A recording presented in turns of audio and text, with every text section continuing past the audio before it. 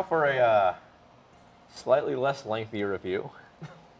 And also one of a game that is literally a polar opposite of whatever I just heard about over there. I've been playing Later Alligator. This point-and-click adventure from developer Pillow Fight in conjunction with Small Boo Animation has been on my radar for years, but without a PC or Nintendo Switch to play it on, I never had the opportunity to check it out. Fortunately, that has since changed, and it was the first thing I picked up at the Steam Summer Sale, and boy, was it worth it. Later Alligator has your unnamed character hired by Pat, a timid alligator living in, level with me here, living in Alligator, New York City, and believes his family, who has ties to the mob, is going to murder him at the end of the night for squealing on something. He doesn't know what. That's up for the player character to find out.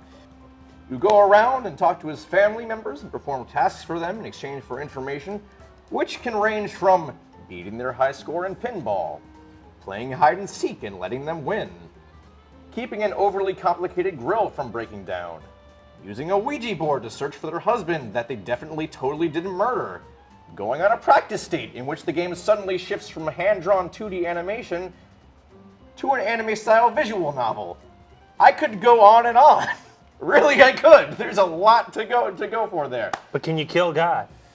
Cannot kill God, unfortunately. That's the one detractor.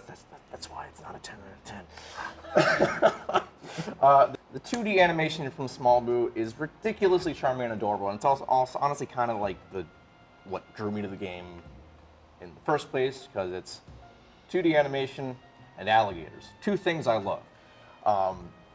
It's adorable. There are tons of like little small running jokes. One particular favorite of mine is one involving all the NPCs commenting on the player character's very visible face. It's a first-person perspective.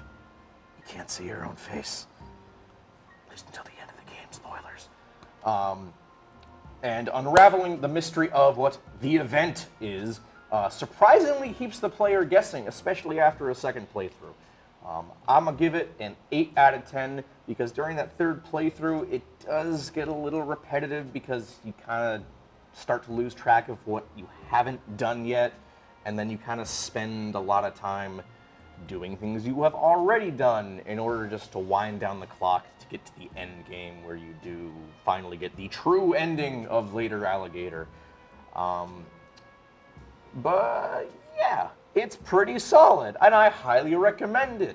Like I said, 8 out of 10. Later Alligator is now available on Nintendo Switch and PC. 10 out of 10. Review it again. 10 out of 10.